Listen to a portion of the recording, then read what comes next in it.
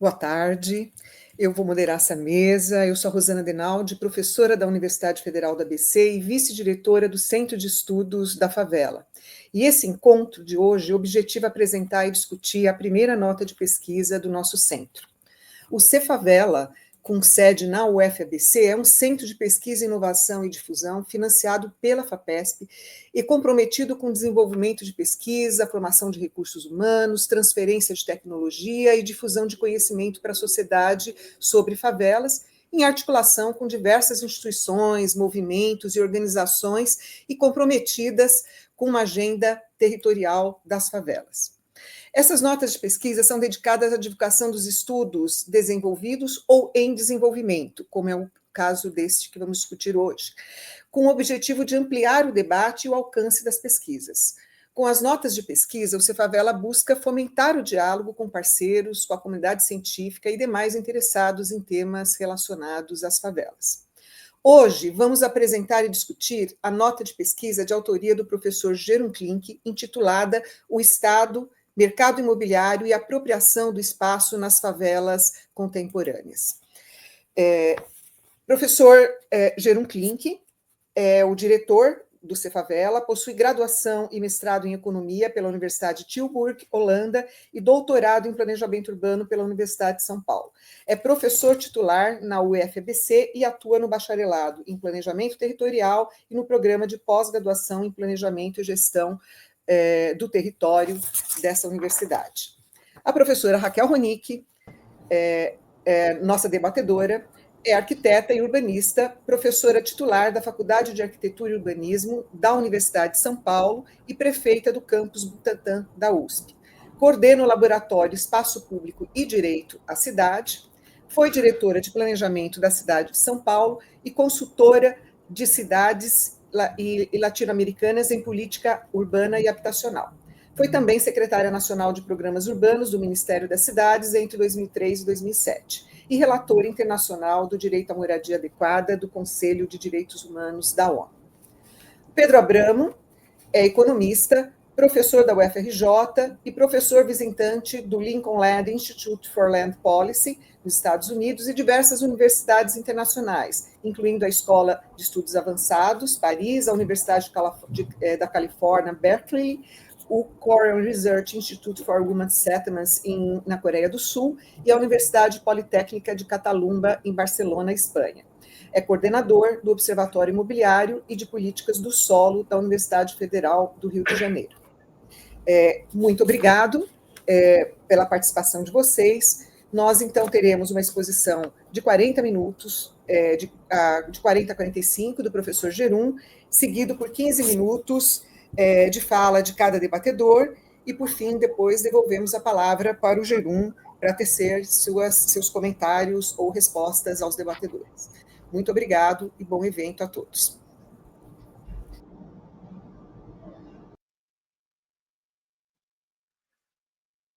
Muito obrigado, Rosana.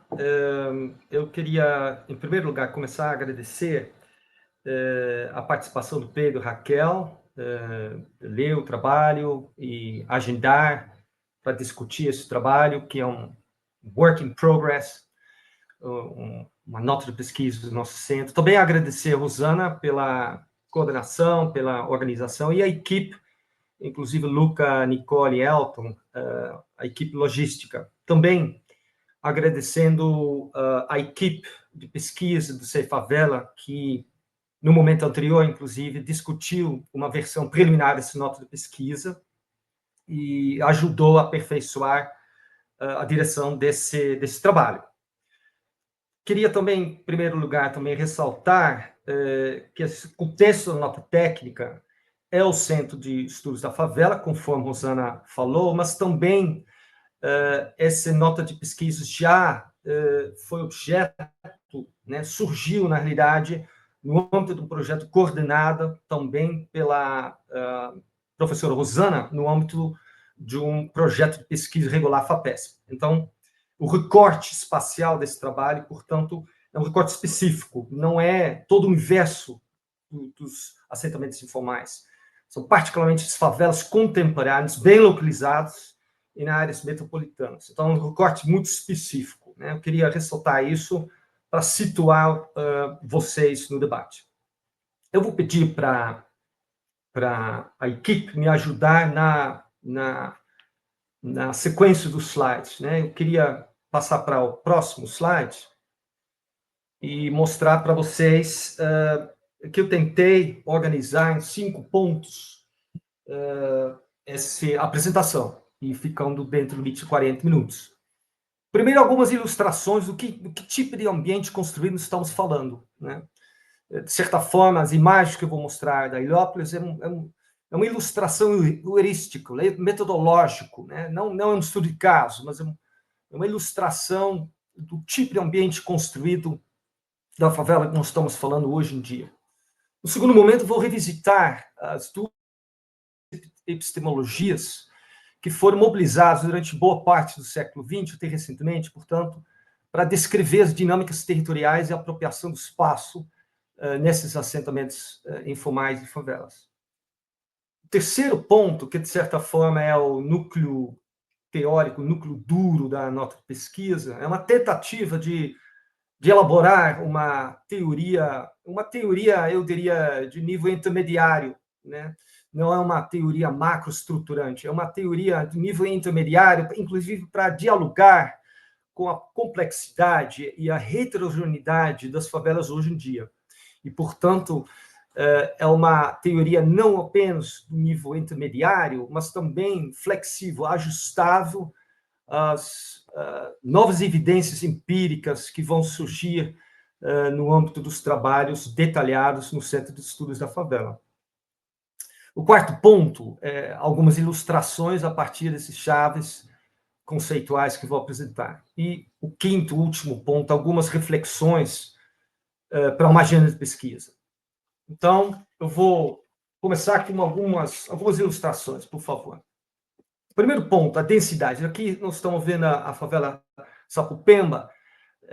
Para a maioria de vocês, isso não é uma novidade. A favela do século XXI não corresponde mais a essa ideia de uma favela do século XX, né? Densidade extremamente alta. Próximo slide, por favor. E uma série de problemas, né? Apesar de várias camadas de urbanização de favelas que ocorreram ao longo da geografia e história de urbanização durante o século XX, o que estamos presenciando é uma reocupação de áreas de risco, áreas, inclusive, que receberam investimentos, né? Inclusive, aqui é uma ilustração paradigmática desse processo de reprecarização de áreas, né, que foram recuperadas, e houve, de fato, uma reocupação das margens de córregos. Próximo. Uma outra ilustração também emblemática, aqui, inclusive em Heliópolis, né, o sobrecarregamento das infraestruturas, né, o processo de densificação construtiva demográfica, inclusive, gera, né, em muitos casos, um sobrecargo das infraestruturas instaladas. O próximo e última ilustração, que basicamente, nós estamos presenciando isso. Heliópolis, de certa forma, não é um caso isolado. Isso ocorre em várias desses favelas bem localizadas, infraestruturadas em áreas metropolitanas.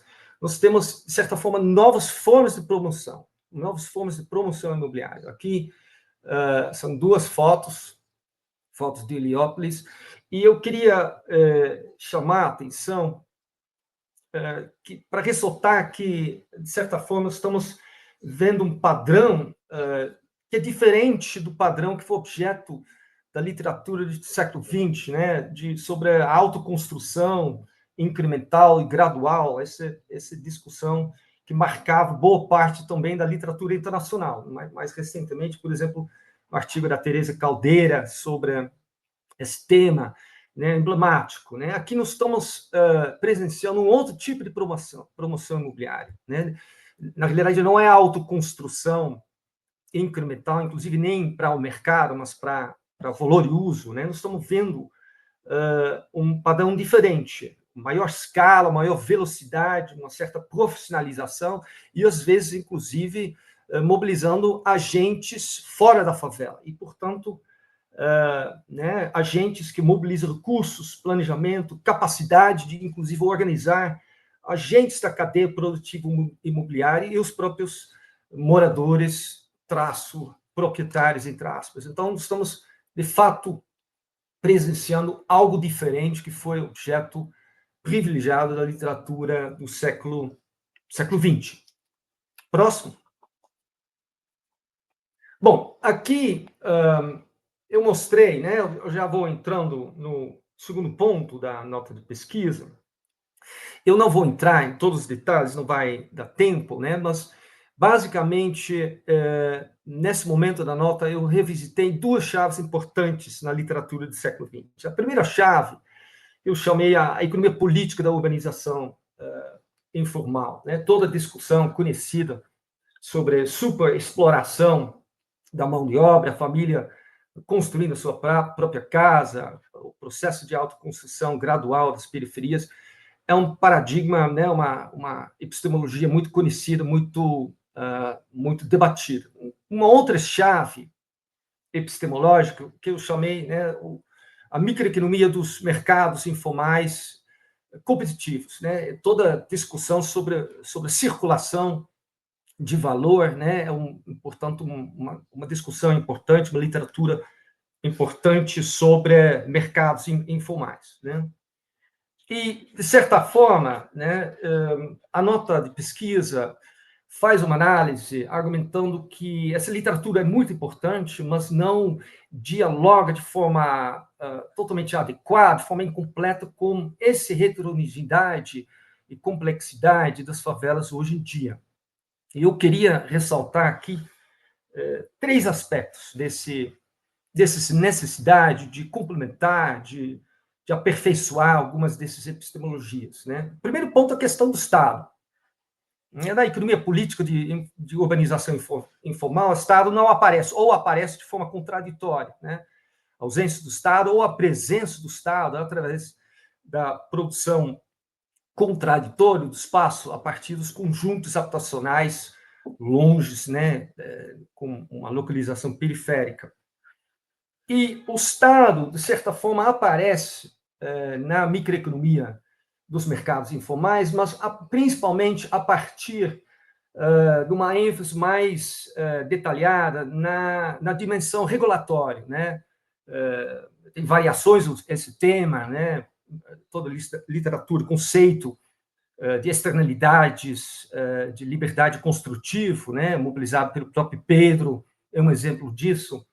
Mas também uma literatura muito, muito importante sobre, principalmente, as agências internacionais de fomento, sobre os entrelaçamentos entre a cidade formal e a cidade informal. Aqui, por exemplo, especificando os trabalhos de Mayo, Malpezzi, né, do Banco Mundial, mostrando, né, argumentando que tem uma relação entre a regulação urbanística da cidade formal, que vai expulsando, de certa forma, vai obrigando, essa regulação aumenta os preços e, de certa forma, vai desencadeando um problema de informalização da cidade e, portanto, uma proliferação de assentamentos precários, né? Então, nessa literatura, o Estado entra, mas o Estado entra principalmente a partir da dimensão regulatória. Então, o primeiro ponto de uma epistemologia complementar, né, é que, de certa forma, o Estado, no campo do planejamento, deveria entrar de forma mais diversificada. O Estado, ele, de certa forma, articula, principalmente a partir da proliferação, da consolidação, né, aquilo que Adalto Cardoso e Rosana Denaldi chamam os programas de urbanização de favelas começam a assumir uma escala além da fase de incubação. Então, de certa forma, o Estado, como relação social contraditória, o Estado faz tudo ao mesmo tempo, ou seja, remove, tolera, mas, ao mesmo tempo, principalmente a partir, né, dos governos Lula 1, 2, né, começa, a partir do programa PAC, né, começa a criar, né, escala, articulando funding, regulação, investimentos físicos no ambiente construído. Então, isso é uma mudança. E, evidentemente, isso cria, né, o Estado produz espaço, o Estado gera rendas, né, rendas diferenciais, principalmente. Então, isso é uma, de certa forma, uma novidade que precisa ser incorporado numa agenda de pesquisa. Segundo ponto, que é o tema, né, enquanto, de certa forma, a literatura sobre a economia política da urbanização em favela tem um recorte para o mundo de produção, né, sobre a exploração do trabalhador que constrói sua própria casa, enquanto a microeconomia de mercados informais tem um enfoque para a circulação. É necessário, à luz, inclusive, da proliferação de novas formas de promoção imobiliária, é necessário articular, portanto, o enfoque de produção e circulação de valor, né? E, portanto, reconhecendo, dialogando com as novas formas de promoção imobiliária, profissionalizada, e, inclusive, mostrando, né, como tem um entrelaçamento entre as várias dimensões dessa promoção imobiliária e a transformação desses territórios. E o terceiro ponto, queria também destacar, né, uma abordagem complementar, é que o modelo de a microeconomia dos mercados informais no século XX tinha um enfoque muito focado para os mercados competitivos. E hoje em dia está ficando claro que esse ideário dos mercados com concorrência perfeito, né, precisa ser ampliado. Na realidade, o que estamos vendo, os produtos não são homogêneos. Você tem desde formas já consolidadas de autoprodução pelas próprias famílias, inclusive ampliando a casa com a puxadinha, fenômenos já conhecidos, mas tem, portanto, também os kitnets, né? Os predinhos que começam a se proliferar, são produtos diferentes, inclusive com uma diferenciação dos produtos em termos de padrão de financiamento, formas de financiar o acesso a esses produtos diferenciados.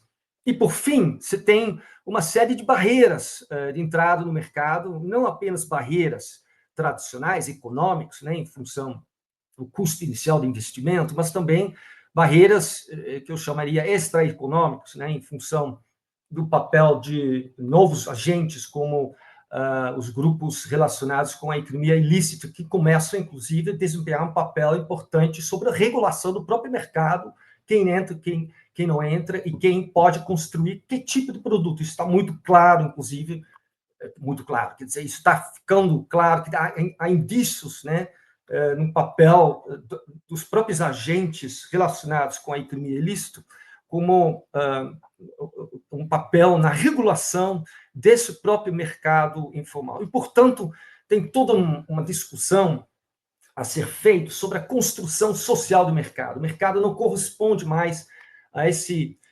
representação mais simples, né, da economia dos mercados informais competitivos. Próximo slide.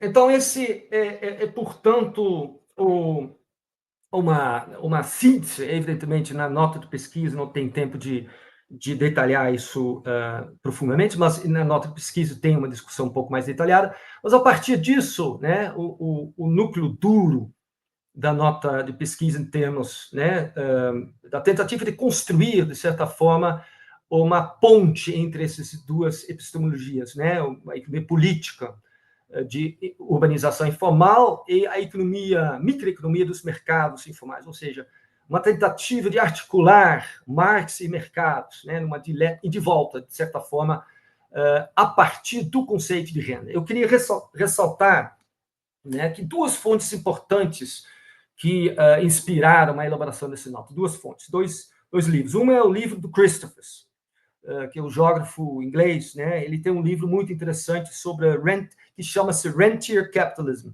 Who Owns the Economy and Who Pays for It.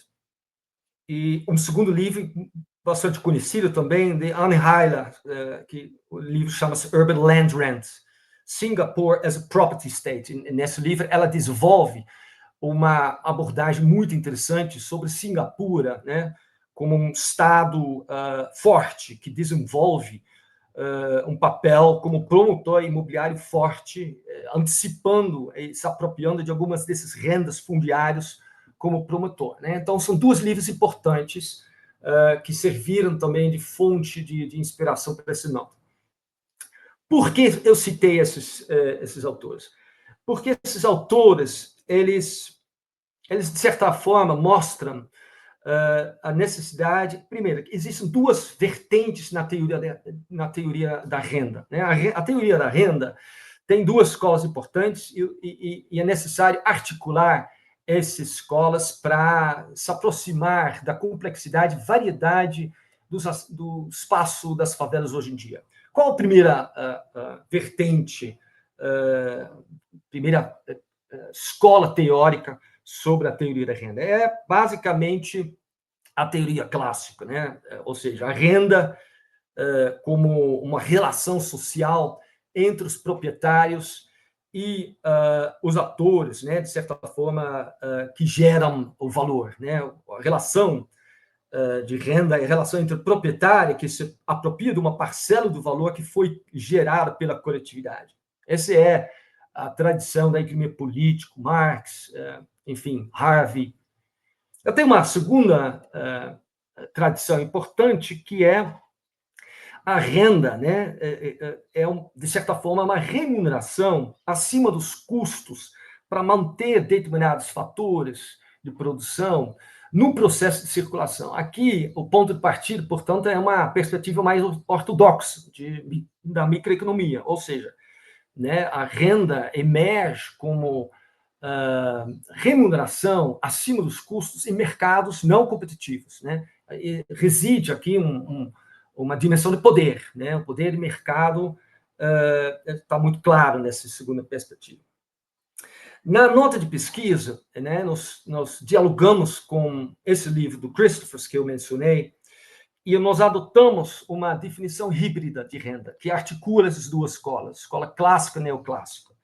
A renda, né, e aí eu cito aqui o Christopher, a renda como propriedade, posse ou controle sobre ativos escassos em condições de concorrência limitada ou imperfeita, que inclui, inclusive, a possibilidade de barreiras econômicas ou extraeconômicas. Aqui, nessa definição, eu cito Christopher, ele, de certa forma, articula, né, o processo de produção e circulação, né? Porque, evidentemente, para realizar a renda tem que circular e ser apropriada em mercados não competitivos. Então, isso é um tema importante.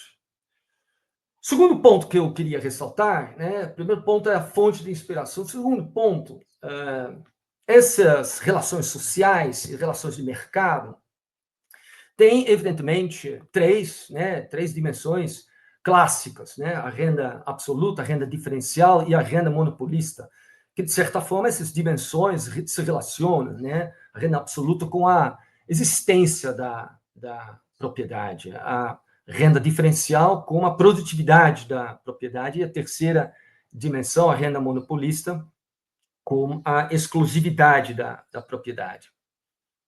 Então, de certa forma, a nota de pesquisa vai exemplificando algumas dessas dimensões no caso específico das favelas contemporâneas. Né? O terceiro ponto que eu queria ressaltar, né, na definição do Christopher, ele fala sobre a propriedade pós o controle sobre ativos. Quer dizer, não é apenas a propriedade, mas também o controle e o pós, que proporcionam dimensões de renda.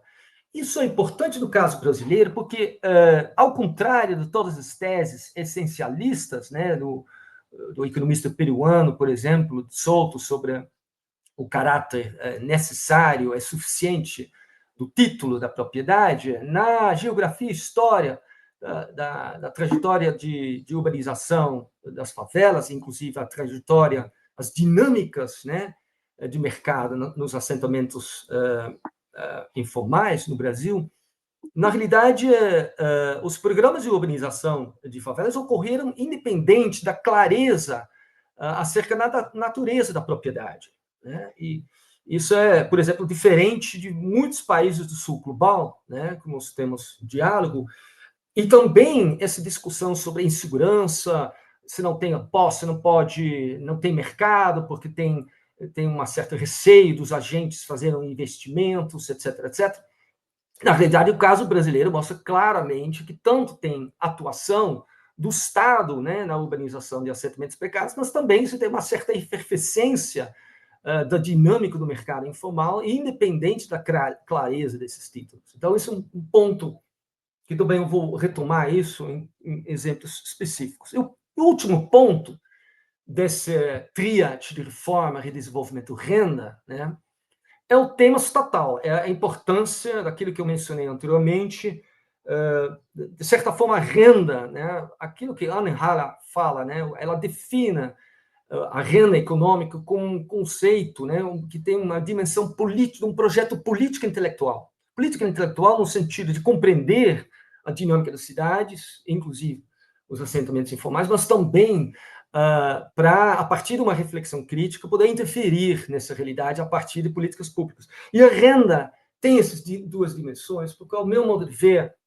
a renda reflete, de certa forma, o impasse do projeto da reforma urbana, né? O projeto da reforma urbana, muito inspirado no ideário da reforma agrária, né? A função social da propriedade, isto é, com um viés de anti-especulação, a propriedade tem que ser utilizada para reduzir a fome, para reduzir o fluxo migratório do campo para a cidade.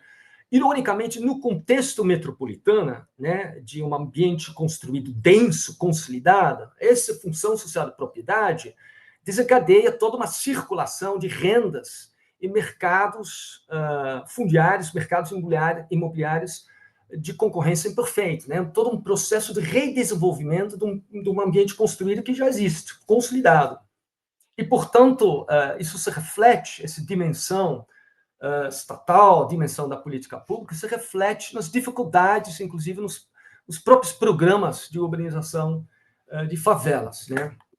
Então, de certa forma, a renda reflete também essa dimensão da política pública, essa dimensão do projeto político intelectual da própria reforma urbana e o distanciamento com o projeto do direito à cidade. Próximo.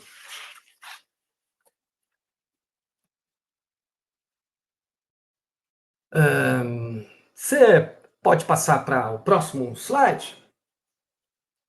Ou não, desculpa, você pode voltar? Desculpa. Aqui nesse tabela, eu não sei se está se está visível para vocês. Eu confesso que para mim está um pouco mais difícil, mas eu tenho isso em papel também.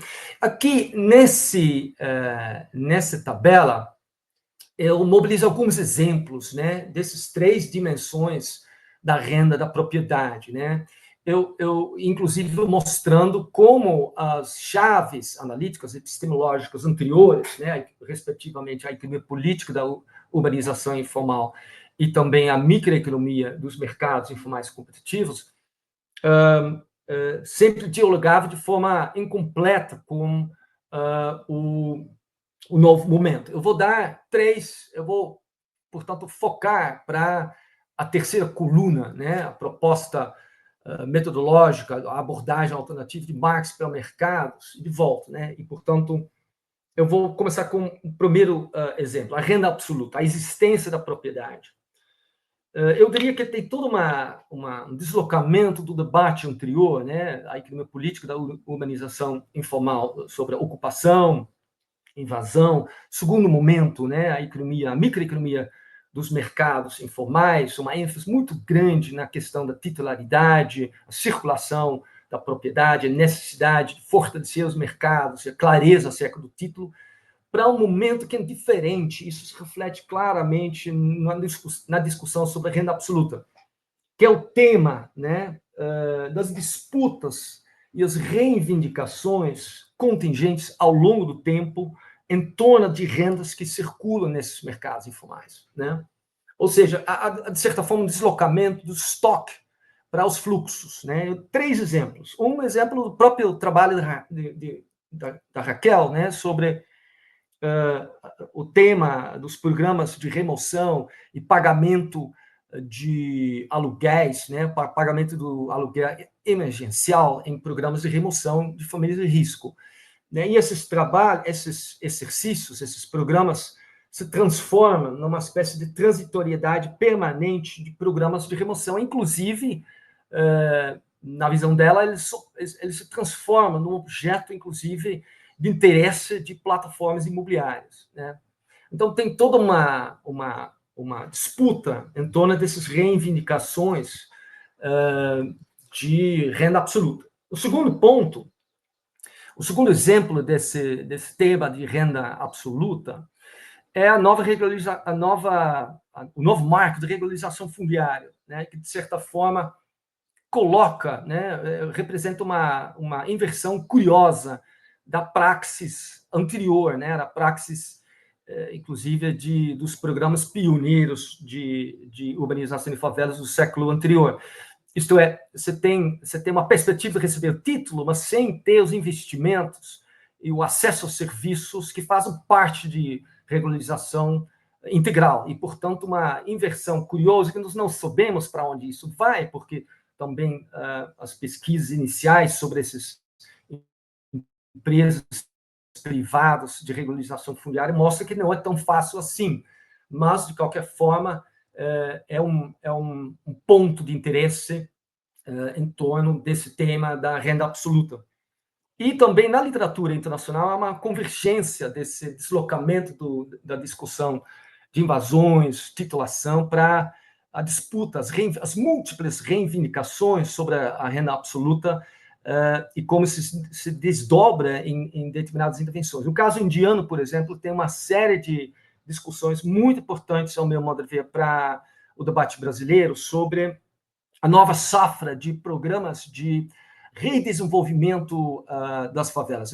Eles não estão mais urbanizando favelas, eles estão fazendo uma espécie de operação de reassentamentos, né, das famílias em apartamentos, uma espécie de singapurização, né, modelos na linha do Singapura, na própria gleba.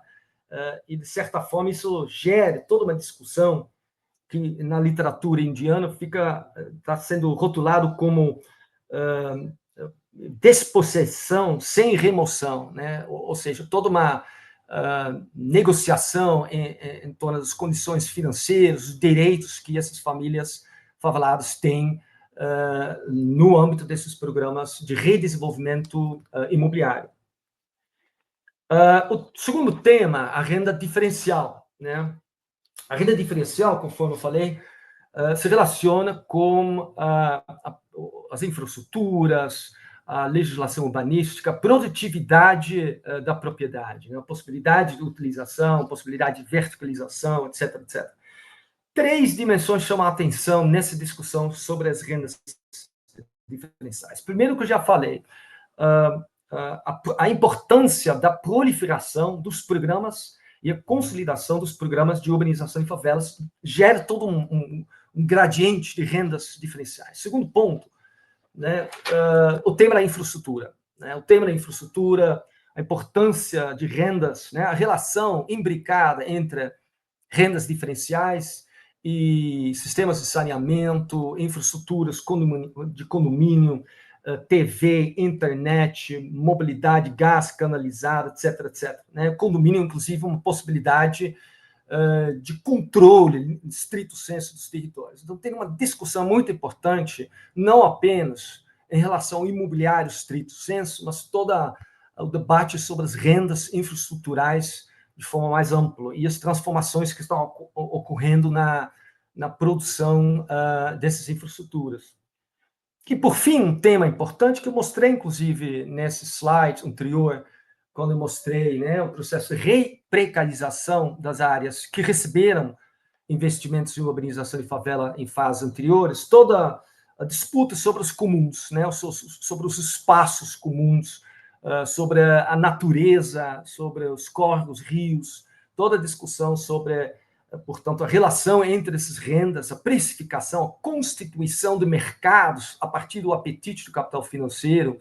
Eu vou falar sobre esse tema posteriormente, né? Mas, enfim, de certa forma, todo um processo de reprecarização, mas também, do ponto de vista filosófico, toda uma discussão em relação dos bens comuns, né? E o último ponto, a renda monopolista, que tem a ver, evidentemente, com a discussão clássica sobre os altos preços dos produtos, mas isso a renda monopolista assume novas dimensões também em relação à presença dos agentes relacionados à economia ilícita, né? A lucratividade desses mercados e a influência, o entrelaçamento com o ambiente construído. Eu vou para o último slide, né? Isso, portanto, foram 3 ilustrações, né, digamos assim, desse teoria intermediária para o campo da renda absoluta, renda diferencial e renda monopolista. E, de certa forma, cada uma desses relações sociais, relações de mercado, desses rendas são diferentes em favelas diferenciadas, porque, conforme eu falei, a característica-chave é a heterogeneidade e a complexidade desses territórios. Eu tenho 3 observações em relação ao que eu considero pontos importantes para uma agenda de pesquisa. A primeira observação, óbvio, porque eu já mostrei isso nos próprios slides, né? Para avançar na compreensão das dinâmicas territoriais hoje nas favelas, e inclusive para entender as complexidades da intervenção estatal nessas áreas, o ambiente construído é chave, entender as transformações no ambiente construído. Ou seja, isso está muito claro também no contexto internacional, tem uma literatura muito interessante na África do Sul, na Índia, sobre como as chaves, os parâmetros das intervenções de urbanização e assentamentos precários mudaram, não? As dicotomias do século XX, né? Urbanizar, remover ou não urbanizar. A possibilidade, a ideia da possibilidade de separar os setores de intervenção, ou seja, ou é moradia ou é botar infraestrutura. Hoje em dia, nós estamos, portanto, presenciando cenários que você precisa articular as dimensões socioambientais, drenagem, que exige, muitas vezes, remodelagem de bairros inteiros. Você precisa, para reduzir a densidade das favelas, você precisa ter operações casadas com programas habitacionais, portanto, uma complexidade e um custo das intervenções. Isso tem a ver com o caráter reativo, muitas vezes, da ocupação, transformação desses territórios. Então, isso é um tema importante, o ambiente construído como tema central, um dos temas centrais da agenda. Segundo ponto, que, de certa forma,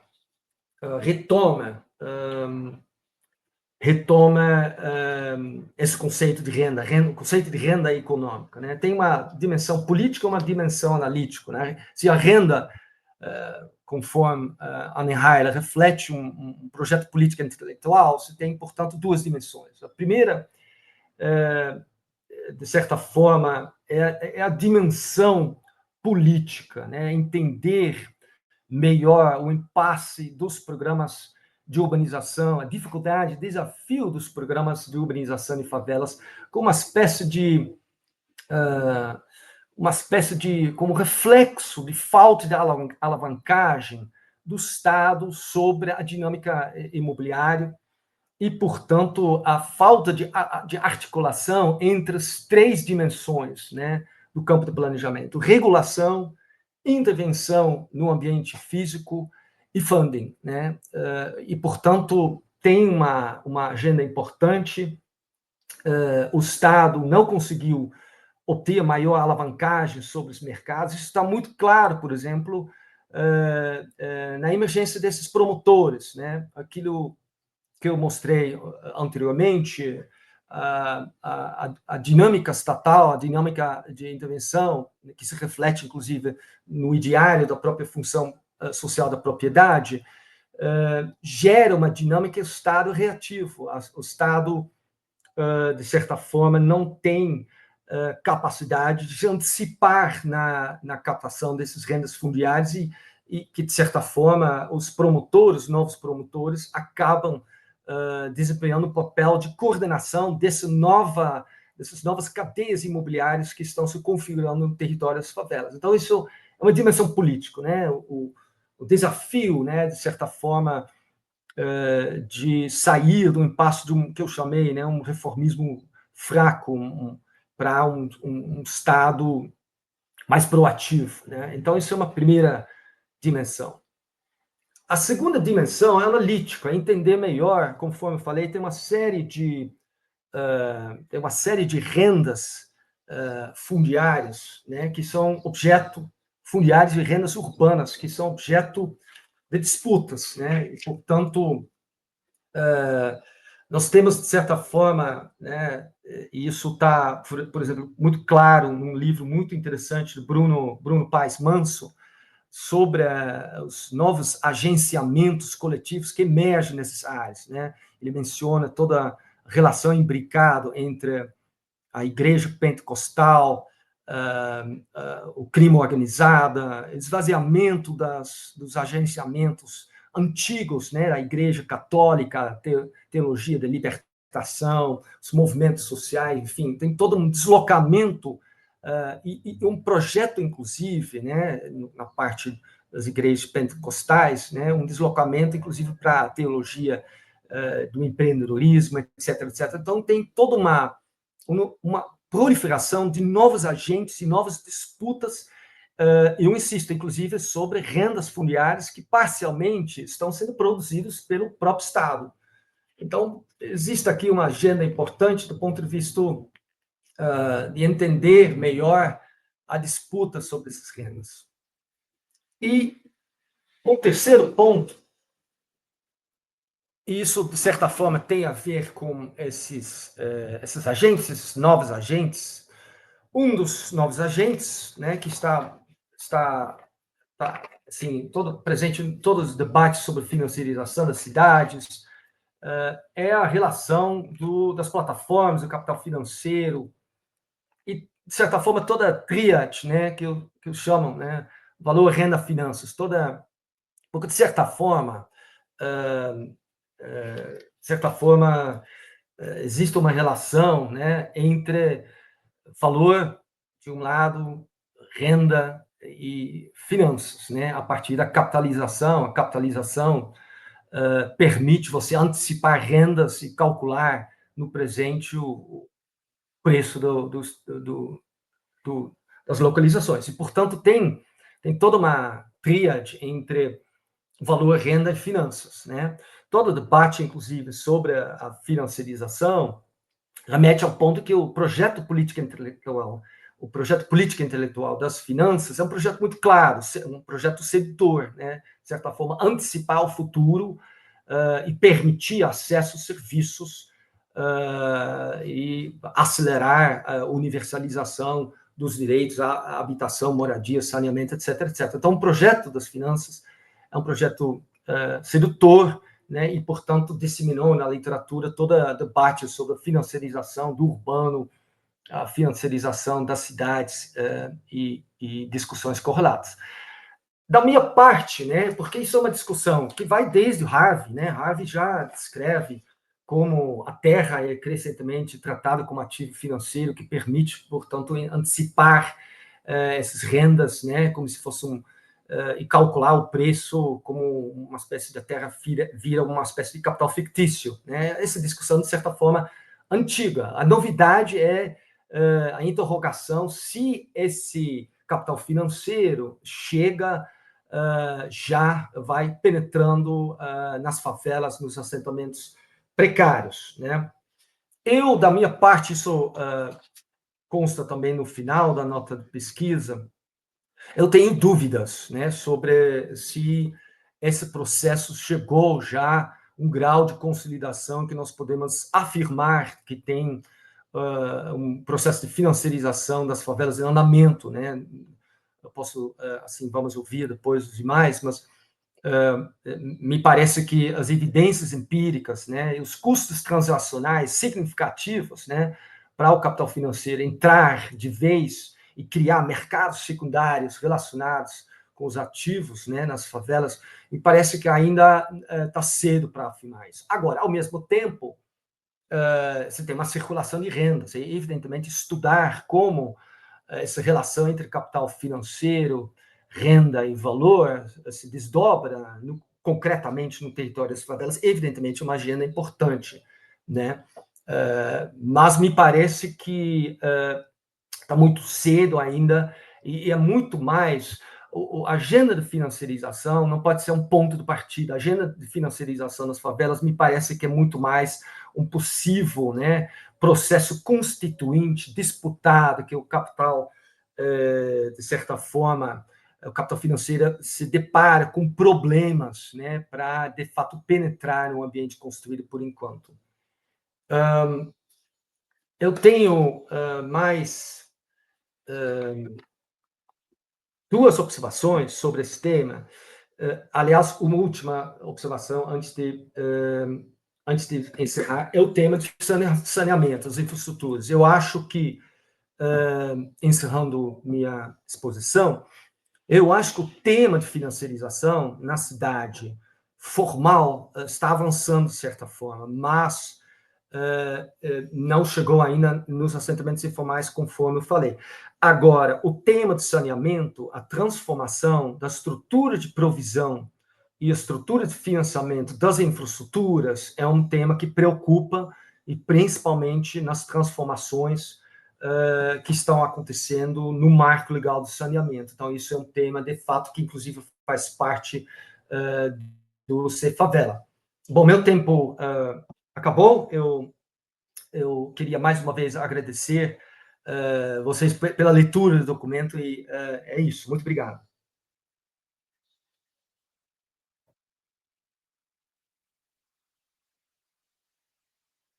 Obrigado, Gerum. Eu aproveito para informar que essa nota técnica está disponível no site do Cefavela. E agora, então, chamamos a professora Raquel Ronick, a quem nós agradecemos pela participação aqui com a gente hoje. Boa tarde, Gerum, boa tarde, Rosana, todos que estão aqui conosco, toda a equipe que tornou esse momento possível. Eu queria muito agradecer esse momento. É raro, né? É muito raro um grupo que está pensando uma questão, consolida de uma forma preliminar notas e chama isso para o debate. Eu acho que isso é bem importante. E particularmente importante nos debruçarmos agora sobre as transformações que estão em curso nos territórios populares, né? E acho que, evidentemente, o Cefavela pensa essa questão a partir das favelas, mas eu creio que os trabalhos que o Labicidade tem feito e tem acompanhado, a gente já verifica também essas transformações. Por isso falei em territórios populares, não apenas nas favelas, mas também nos loteamentos periféricos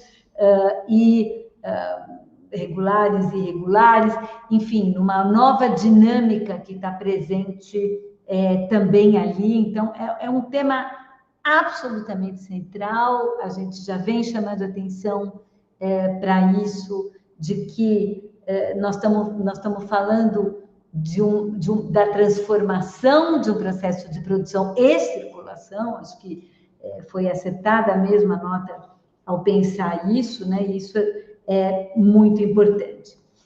Eu vou deixar para os economistas, o Gerum, que falou aqui, e o Pedro, que vai entrar logo em seguida, para entrar no debate mais propriamente econômico da relação entre como a microeconomia trabalha essa questão, né, do mercado imobiliário em favelas e como isso mesmo é pensado do ponto de vista da economia política da urbanização. Meu lugar aqui, e estou falando isso tranquilamente por ignorância, por não ser a linguagem né, e o marco teórico a partir do qual a gente tem trabalhado essa questão.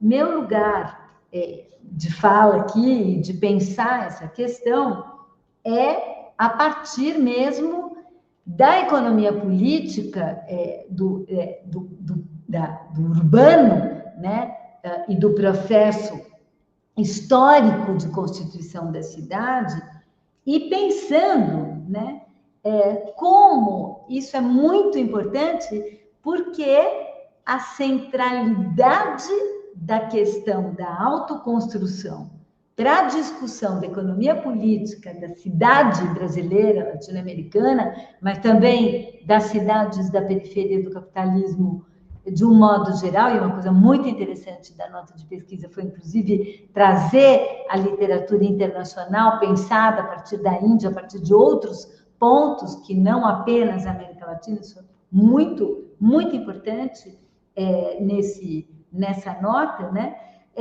Mas a discussão sobre a autoconstrução e a descrição da autoconstrução e o papel da autoconstrução foi absolutamente definidor de entender o que é a cidade brasileira, o que tem sido a cidade brasileira e a cidade latino-americana, as cidades da periferia do capitalismo, né? Mas o que eu quero trazer como uma contribuição para esse debate, para a gente entender, afinal de contas, o que está acontecendo, nós não estamos mais falando do mesmo processo, nós não estamos mais falando da mesma economia política, e essas transformações, elas estão diretamente relacionadas às próprias transformações no mundo do trabalho, e as transformações do mundo do trabalho. Quando a gente está falando, né, de plataformização, por exemplo, nós estamos falando de plataformização da própria estruturação, da maneira de trabalhar e da maneira de explorar o trabalhador. Então, estou relembrando aqui da relação entre todo o processo de autoconstrução da moradia, da produção do habitat popular na relação com a exploração do trabalhador, né? E nós estamos falando da reestruturação do capitalismo contemporâneo sob a dominância financeira, né? E aí eu quero trazer mais esse marco de pensar, né, essa reestruturação do capitalismo contemporâneo sob a dominância financeira, mais do que especificamente sobre a presença de um capital financeiro ligados aos circuitos financeiros creditícios formais nas favelas. Eu quero trazer um outro ponto de vista para discutir essa questão, que eu acho que é uma discussão bastante relevante, né? Eu acho que nós estamos falando, né, de um processo hoje onde a lógica rentista é uma lógica que está reestruturando a forma de distribuição, né, das mais-valias e dos mais-valores, e essa lógica rentista é uma lógica que também foi substituindo, do ponto de vista até de projeto de país, de projeto de nação, de projeto de sociedade, a ideia de bem-estar coletivo, de modo a produzir, né, um controle corporativo sobre a produção social e um processo de endividamento, né, endividamento progressivo de todos, na medida em que todos os elementos de bem-estar são elementos acessados cada vez mais através do pagamento e da compra. Por que eu estou fazendo isso? Porque eu acho interessante acrescentar a essa discussão, introduzir nessa discussão, a discussão feita aqui entre nós pela Lena Lavinas, mas que também puxa um pouco o debate que a Lisa Atkins faz num campo mais internacional, que é da própria ascetização do bem-estar, né? A ascetização do bem-estar, ou seja, né, todas as coisas se transformando em ativos, e quando a gente está falando de todas as coisas se transformando em ativos, nós estamos falando tanto de bens públicos, você terminou falando dos projetos de infraestrutura e saneamento. Projetos de infraestrutura são ativos também. Nós estamos falando dos bens públicos, nós estamos falando dos bens imateriais, nós estamos falando dos recursos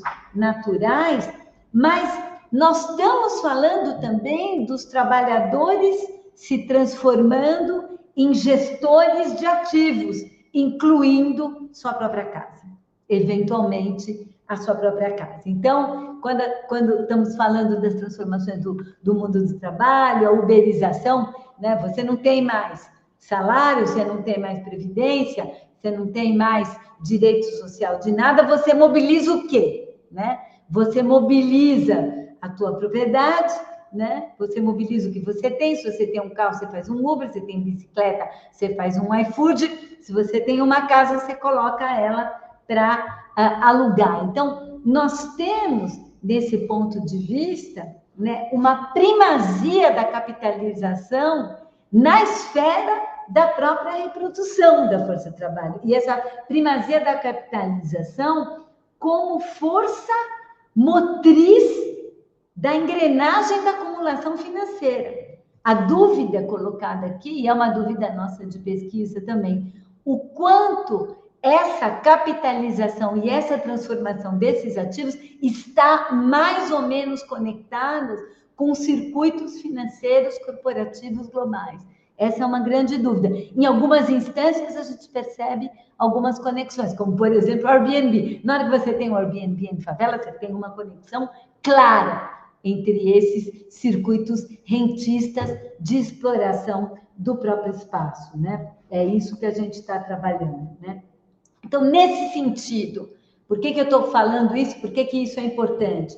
No sentido de que os direitos, né, aquilo que eram direitos sociais, eles estão expropriados da sua dimensão coletiva, que seria uma dimensão inerente à cidadania e com uma promessa emancipatória, e se consubstanciam na forma de um direito individual, né, de propriedade.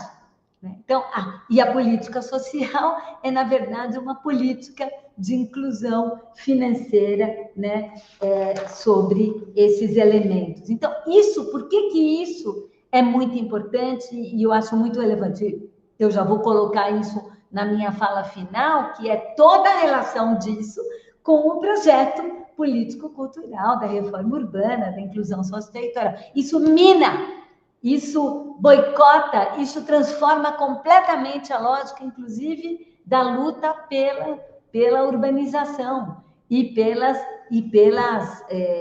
pela transformação, né, includente das favelas e das periferias.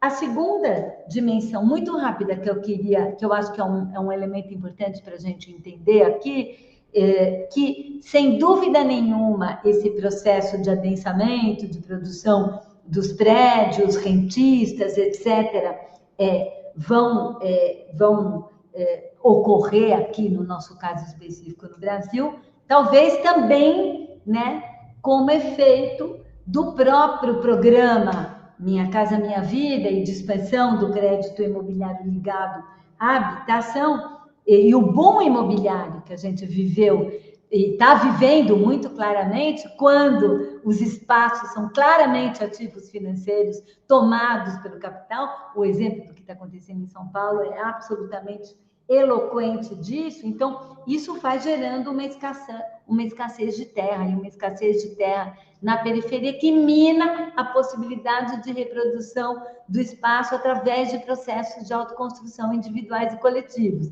e abre espaço, então, para essa captura rentista, né, do espaço das favelas. Bom, falei também de um terceiro elemento, que são as plataformas digitais, que são elementos de articulação entre esses circuitos de extração de renda, que estão presentes tanto embaixo como em cima, né? E essas plataformas digitais, elas vão promover a gestão e a concentração desse fluxo de rendas absolutamente disperso, contornando aquilo que era uma dificuldade, digamos, né, dos processos rentistas penetrarem dentro das favelas, que era a situação de propriedade imperfeita, irregular. Mas, através do aluguel, então, portanto, eu acho que o aluguel é muito chave, os exemplos empíricos que estão sendo trazidos, os novos trabalhos que estão sendo feitos, muito interessantes sobre isso, vão mostrando que a exploração desse espaço é, sobretudo, através do aluguel, porque o aluguel não precisa, né? Para poder acontecer, ele é uma espécie de serviço, a locação separa a propriedade do uso e, portanto, não precisa provar que é proprietário para poder locar. Enfim, ele pode circular amplamente sem ter propriedade, sem propriedade formal e, portanto, o aluguel é um elemento de conexão muito importante. Ele está crescendo claramente, né? Ele está crescendo loucamente, inclusive nas favelas. Terminou meu tempo, né? Eu não posso deixar de fazer uma observação final, que é a respeito do papel do Estado. Me pareceu que no paper, as notas foram tímidas em relação ao protagonismo do Estado na constituição dessa nova modalidade. Inclusive, tudo aquilo que a gente já sabia, que é as intervenções em favelas e em urbanização como mercadoria política, como estruturadora do sistema político, como elemento de negociação fundamental entre essas populações, né? E o Estado, agora, o que nós estamos verificando é a profissionalização desse negócio, inclusive com grande participação do Estado na promoção das condições básicas para que essas atividades imobiliárias possam acontecer. E, por fim, a transformação radical disso, do ponto de vista do próprio poder político nas favelas e nos territórios populares. O que a gente está vendo? A emergência dos empreendedores da favela, como um novo domínio político ligado a tráfico ou a milícia ou não, né, os empreendedores da favela como um novo poder político que faz e estabelece também mediações com o Estado, afastando o que era a liderança dos movimentos de favela que lutavam pela urbanização e, portanto, minando e boicotando muito claramente aquilo que era o projeto político e intelectual do direito à cidade. Agora, todo o processo de transformação está muito menos ligado ao direito à cidade e muito mais ligado às perspectivas rentistas que exatamente a exploração do espaço nesses locais podem trazer e os ganhos políticos dos atores políticos envolvidos na possibilidade da viabilização dessa exploração rentista. Enfim, é muita coisa para falar, passei do meu tempo, agradeço demais, estamos aqui junto, pensando junto nesse debate. Muito obrigada.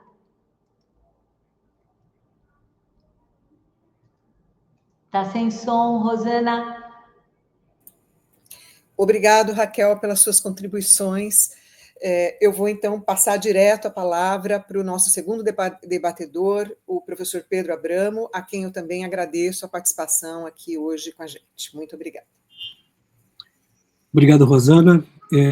Queria primeiro agradecer o convite do Gerum, da Rosana, do Cefavela.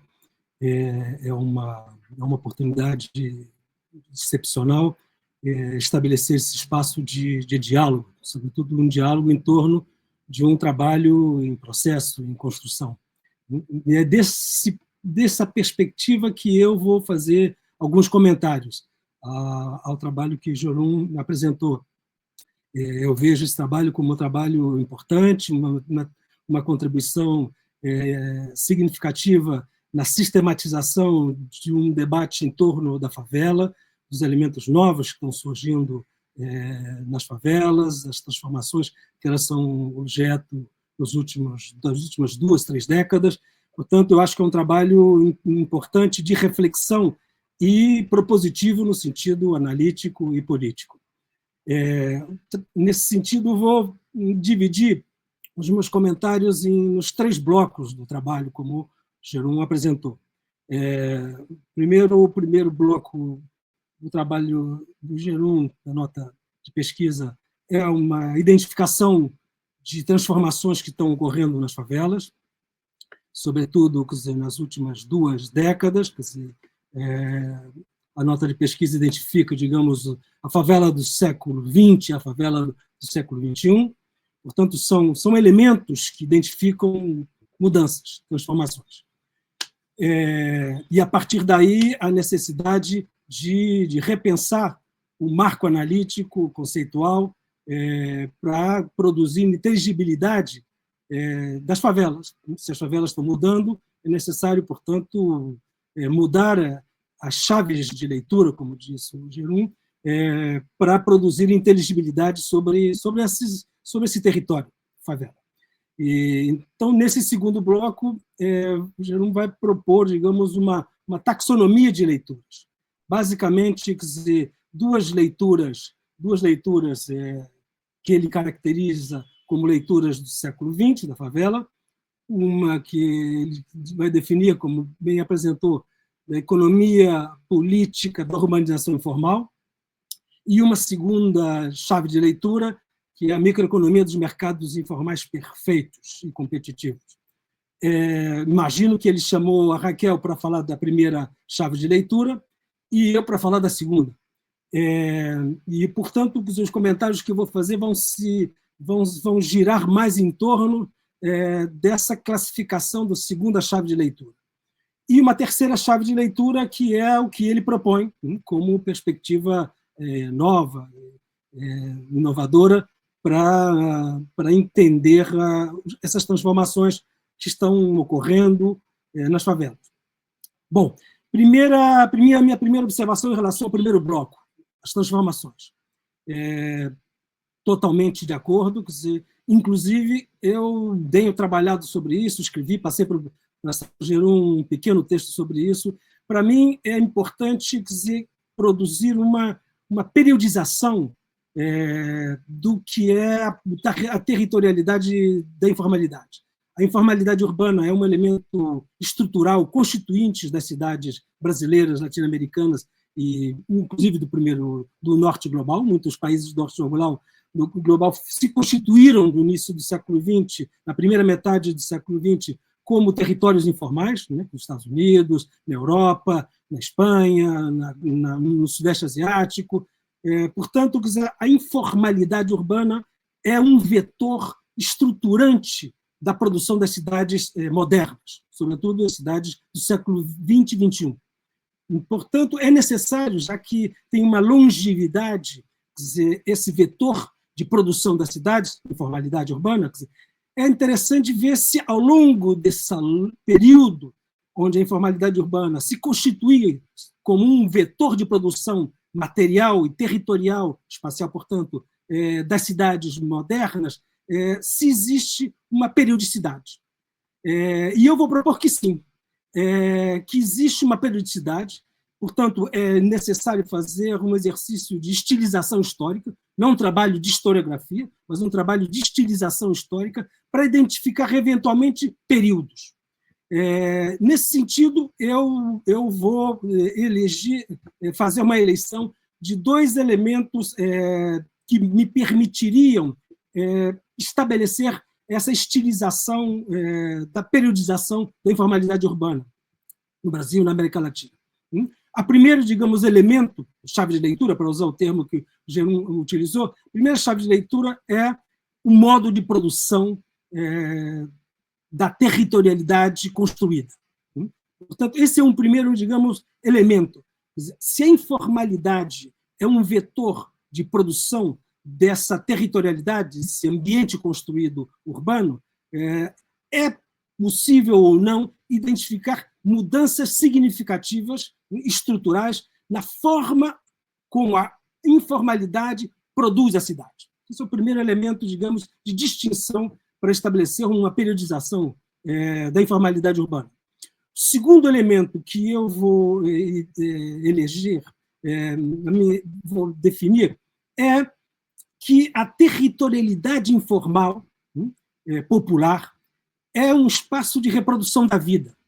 Portanto, quer dizer, esse território produzido pela informalidade urbana, que passa a ser território das cidades, que passa a ser, portanto, um espaço onde um conjunto de pessoas, indivíduos, famílias, grupos sociais, reproduzem a sua vida.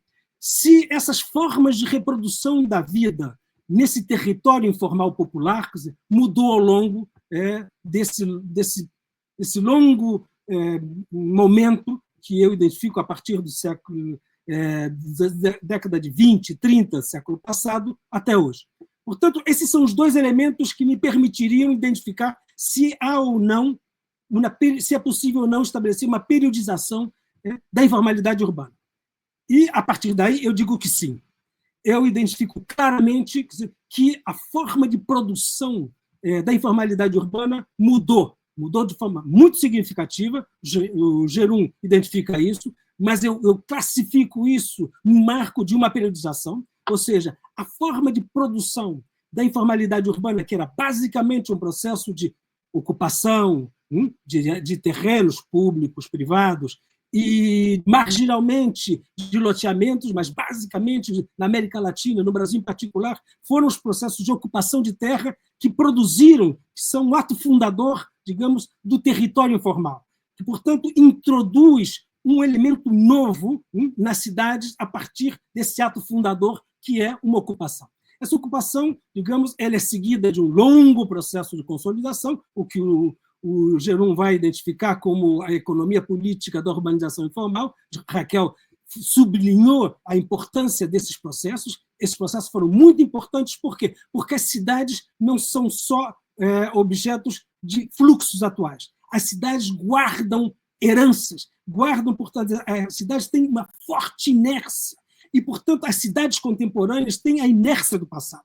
E uma parte importante da inércia do passado se articula com esses processos de produção da informalidade vinculados à ocupação e o processo de consolidação progressiva. Esses processos de consolidação progressiva, do que eu vou chamar da informalidade clássica, portanto, estou definindo já uma periodização. Existe uma fase de informalidade clássica. Essa fase de informalidade clássica, a produção da informalidade, quer dizer, ela está vinculada a esse duplo processo de ocupação e processo de consolidação progressiva. Essa consolidação progressiva que articula auto-urbanização, autoconstrução, produção por encomendas, quer dizer, tem uma característica que é essa progressividade, e essa progressividade está intimamente vinculada a dois elementos. Primeiro, a capacidade de mobilização territorial desse coletivo, portanto, quer dizer, do surgimento de movimentos sociais coletivos que reivindicam serviços e equipamentos. Portanto, a temporalidade, digamos, da consolidação vinculada aos equipamentos e serviços está vinculada, basicamente, à mobilização e à resposta do poder público. Portanto, quer dizer, o que dizia o Jorém e a própria a Rosana nos seus trabalhos, quer dizer, é a fase de aceleração dos programas públicos de urbanização de favela é um elemento importante na definição da periodização da informalidade urbana latino-americana, e ocorre basicamente a partir dos anos, início dos anos 90 do século passado, e se acelera nas duas primeiras décadas do século XXI. Portanto, quer dizer, esse primeiro elemento define que a informalidade, ao longo de um largo período, tinha características em termos de modo de produção da informalidade. A informalidade no século XXI muda de característica. A informalidade no século XXI passa a ser produzida pela via mercantil. A informalidade é basicamente produzida por uma lógica de mercado. Essa lógica de mercado se articula basicamente com os processos de expansão informal e com os processos de consolidação em altura, verticalização e densificação das favelas, basicamente. E é, portanto, importante fazer uma distinção no que significa produção da informalidade e no que eu chamo de reprodução ampliada da informalidade. A produção da informalidade urbana produz o processo de extensificação informal das cidades. que em São Paulo pode não ser importante, porque tem um esgotamento de terra, mas em muitas outras cidades latino-americanas, no Rio de Janeiro, em Belo Horizonte, nas cidades do Nordeste, em Lima, em Buenos Aires, em Caracas, em Bogotá, na Cidade do México, esse processo de expansão informal produzido pelo mercado informal é muito importante. Portanto, essa extensificação da cidade pela via informal é produzida pelo mercado. Existe um outro processo que é um processo de reprodução ampliada da informalidade, que é a consolidação progressiva em altura.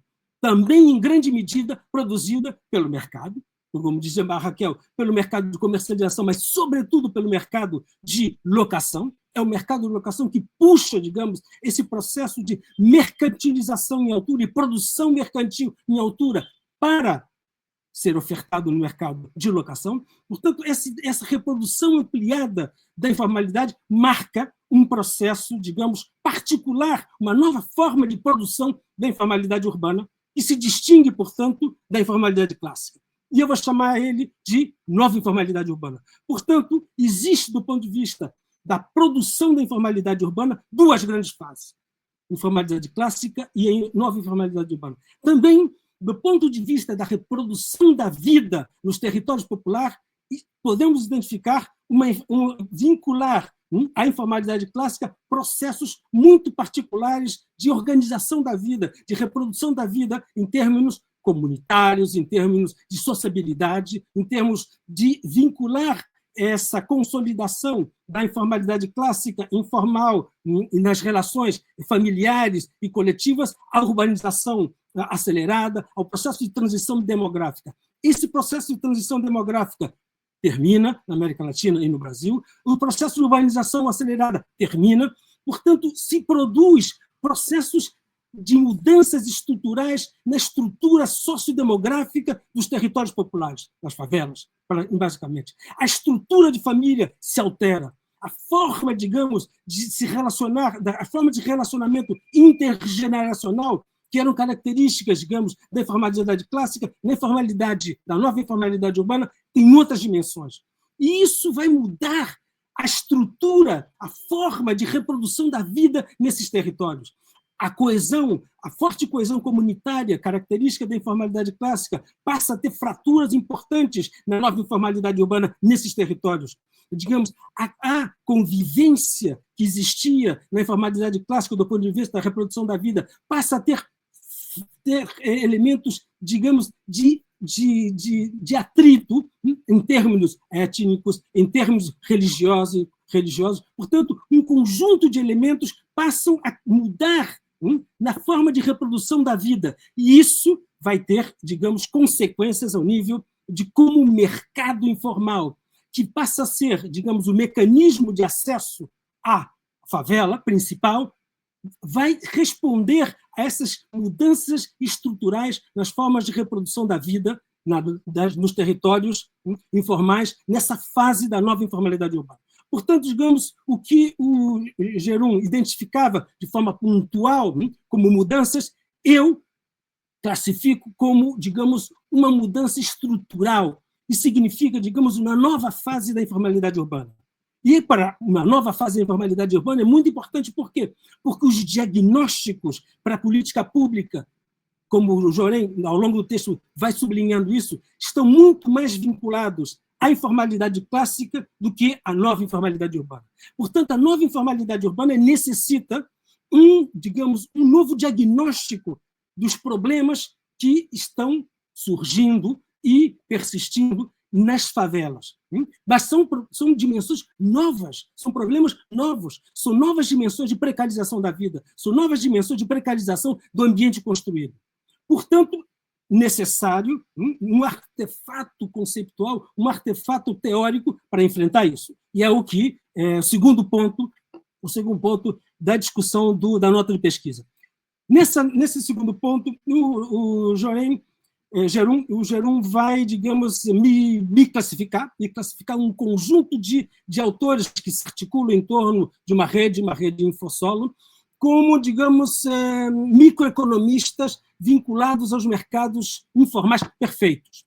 E ele vai utilizar dois elementos conceituais para para classificar como microeconomistas de mercados concorrenciais perfeitos. Primeiro, o critério de inelasticidade da oferta, e ele vai dizer que esse critério de inelasticidade da oferta, como é verdade, quer dizer, ele produz, digamos, uma defasagem entre a demanda e a oferta. No texto, o Jérôme, eu acho que comete, na minha perspectiva, alguns deslizes do ponto de vista conceitual. Inelasticidade da oferta não significa uma oferta fixa. Não. A relação de inelasticidade da oferta com a demanda é que a variação de demanda produz uma variação da oferta inferior à variação dessa demanda. Portanto, inelástica. Portanto, quer dizer, a oferta não responde na mesma proporção ao aumento de demanda. Isso é inelasticidade. Isso não significa uma oferta fixa. Primeiro elemento. Segundo elemento, quer dizer, se há uma inelasticidade... terminou meu tempo? Bom, eu praticamente não falei 10%, 15% do que eu tinha a falar. Bom, o que eu queria... eu tenho, portanto, um conjunto de observações, vou dar mais 2 minutos, se me permite, Rosana. Então, um conjunto de observações que relativizam a classificação de que é uma microeconomia do mercado perfeito. Não. Pelo contrário, toda a discussão que esse grupo faz é um grupo que articula uma perspectiva de um mercado imperfeito, de um mercado onde o poder de mercado da oferta é superior ao da demanda. Portanto, a demanda é tomadora de preço. Portanto, isso altera completamente, quer dizer, a classificação que vai ser feita ao longo do texto. E um outro elemento, quer dizer, a perspectiva não é uma perspectiva neoclássica conservadora. Pelo contrário, é uma tentativa de introduzir elementos de racionalidade microeconômica numa perspectiva da economia política. Toda a discussão, toda a crítica do aparato estruturalista que esse aparato estruturalista não tinha microfundamentos comportamentais. Portanto, é uma tentativa, do ponto de vista econômico, de introduzir elementos microcomportamentais, racionalidades múltiplas, nesta análise do mercado. Portanto, é uma abertura em relação à microeconomia tradicional. Portanto, é uma tentativa de articular um discurso da economia heterodoxa com a tradição da economia política. Então, enfim, tinha uma série de outras observações mais pontuais. A observação que eu ia fazer, que é desenvolver um pouco mais, era sobre o projeto de ter a teoria da renda como elemento central de leitura das favelas. Eu, sinceramente, discordo. Primeiro, a teoria da renda é uma teoria muito complicada. A teoria da renda, sobretudo Marx, a teoria da renda absoluta, tem um problema grave do ponto de vista conceitual, que é o problema da transformação de valores de preço, muito conhecido. Toda a crítica neo-ricardiana, quer dizer, fez com que a economia marxista desaparecesse praticamente. Portanto, quer dizer, eu acho que reconstruir uma inteligibilidade conceitual a partir da renda é um equívoco. Eu acho que é muito mais interessante reconstruir um projeto de leitura a partir do que eu chamo de modo de produção da informalidade. Os modos de produção da informalidade, e não somente a renda é um dos elementos, a renda é um dos elementos de formas de apropriação da riqueza, portanto, é muito mais interessante falar não em renda, que é uma das formas, mas em apropriação da riqueza, nos processos de mercantilização dos territórios, nos processos de monetização das relações humanas vinculadas ao viver, vinculadas ao morar. Portanto, quer dizer, eu acho que é muito mais interessante, quer dizer, se utilizar, quer dizer, a nomenclatura de modos de produção da materialidade, modos de produção das espacialidades populares, do que centrar no conceito de renda. O conceito de renda, para mim, é extremamente problemático. O conceito de renda, o que é interessante, é que ele coloca em evidência relações de poder mediadas no mercado. Portanto, enfim, Jérôme, gostei muito de ler o teu texto, acho que ele abre um conjunto de questões, de discussões conceituais, teóricas e de natureza política também, a última observação que eu ia falar era mais de natureza política, do projeto político acadêmico que articula, portanto, modos de produção de cidades e projetos de transformação dessas cidades, como repensar o modo de produção da cidade, que significa também repensar a desigualdade urbana, repensar, portanto, os processos de apropriação das riquezas produzidas na cidade, que é essa questão central, quer dizer, essas riquezas produzidas na cidade são apropriadas por classes sociais. E isso é objeto da luta política, da mediação do Estado. Bom, vou concluir nesse conjunto de comentários um pouco,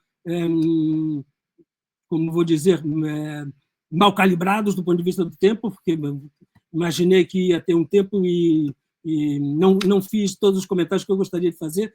Agradeço muito a você, Jerum, pelo texto e pelo convite. Obrigado. Muito obrigado, Pedro, pelas excelentes contribuições. Eu quero, antes de passar a palavra para o Jerum, aproveitar e informar que esse evento vai estar disponível no canal do YouTube da UFABC e também no site do Cefavela. Obrigado, Pedro, Raquel. Então, eu passo a palavra para o Jerum, para os seus comentários e, enfim, para o Jerum para responder ou para comentar os debatedores. Bom, em primeiro lugar, eu queria agradecer os comentários da Raquel e Pedro pela leitura atenta. Eu vou tentar, porque eu acho que em torno de 15 minutos, é isso, mais ou menos? Eu vou tentar juntar as observações, porque são várias, né? E o tempo provavelmente não permite. Eu vou começar com um tema importante que a Raquel colocou, né? E, de certa forma, o Pedro também, na periodização, que ele chama, né? O modo de informalidade, a informalidade clássica e a nova informalidade, articulando com o modo de produção da informalidade e territorialidade como espaço privilegiado da vida. O primeiro ponto é que, na realidade, a tentativa de teorizar é uma tentativa flexível, que busca dialogar com a variedade e a heterogeneidade dos territórios populares. Ou seja, conforme eu falei, é muito importante, de fato, analisar, né, a geografia histórica da construção e reconstrução dos territórios populares. Não é que, inclusive, as diversas camadas de programas de urbanização de favelas é muito importante. E, portanto, esse panorama que Pedro e a própria Raquel também colocaram, na realidade, continua muito importante, né? Não é que, apontando algumas transformações, algumas que Pedro chamou, né, a nova informalidade, isso não quer dizer que vários processos de autoconstrução ainda estão acontecendo, tem uma variedade de dinâmicas. O recorte específico, um tipo de favela, né, conforme falei, as favelas densas, consolidadas nas áreas metropolitanas. Então, esse é o primeiro ponto. O segundo ponto, a importância da renda. O Pedro, e aí eu vou juntar a observação sobre a criação de ativos, né, e a observação do Pedro sobre a natureza da renda. Na realidade, Pedro, eu não estou retomando apenas a teoria marxista da renda, que é, de fato, o túmulo dos economistas, como você falou. Na realidade, a tentativa é de articular exatamente a dimensão estrutural, a disputa sobre a apropriação das rendas e a circulação em mercados que são construções políticas, né? Então, de certa forma, todo o debate que, de certa forma, a Raquel coloca sobre, na literatura inglesa, né, assetization, a criação, a constituição de ativos, se transforma, de certa forma, a cidade como espaço para a reprodução da vida, a cidade urbana, no sentido lefebriano, espaço como espaço privilegiado da reprodução da vida, é paulatinamente transformado num ativo que gera rendas periódicas, um ativo que pode ser comercializado, né? Ou seja, a ideia de renda, da tríade de renda, como um elemento nessa discussão sobre assetization, né? A transformação da cidade e os assentamentos populares em rendas periódicas que podem ser capitalizadas e comercializadas em mercados secundários. Portanto, né, dialogando com o ponto central da sua crítica, Pedro, e também a observação importante da Raquel, que vai na linha, né, que está na nota técnica, nota de pesquisa, a renda, de certa forma, o conceito de renda aqui é uma articulação entre Marx e mercados, não mercados microeconômicos ortodoxos, mas a ideia de mercado como construção social. Então, esse é o primeiro ponto que eu acho que eu queria ressaltar, né, que, de certa forma, a ideia de renda, portanto, dialoga com essa taxation, a criação de ativos, e isso não é apenas, né, eu diria que a nota de pesquisa faz um esforço de ir além do mercado imobiliário estrito sensu, conforme a Raquel falou. Isso me parece também tem a ver com aquilo que Pedro chama o modo de produção e reprodução da informalidade. O que está em jogo hoje em dia, ao meu modo de ver, é uma disputa não apenas sobre essas rendas fundiárias, imobiliárias, mas as rendas, inclusive, infraestruturais e as rendas associadas aos comuns. Os comuns estão paulatinamente transformados em mercados e rendas que podem ser capitalizadas. E, portanto, isso é um ensaio, uma tentativa, né? As observações da Raquel sobre o avanço das plataformas, o capital financeiro, o rentismo, nesse sentido, o rentismo não no sentido de renda, no sentido marxista clássico, mas mais no sentido da renda como objeto privilegiado de disputas sociais sobre o valor, no caso do capital financeiro, o valor ainda a ser criado no futuro, né? Eu acho que essa, portanto, a primeira observação que eu acho que é central, tanto a Raquel mencionou isso, sobre a relação com o rentismo, e o próprio Pedro, quando ele ressaltou as dele sobre a questão da renda e as deficiências da teoria marxista de renda. A segunda observação sobre a periodização. De fato, numa versão anterior da nota,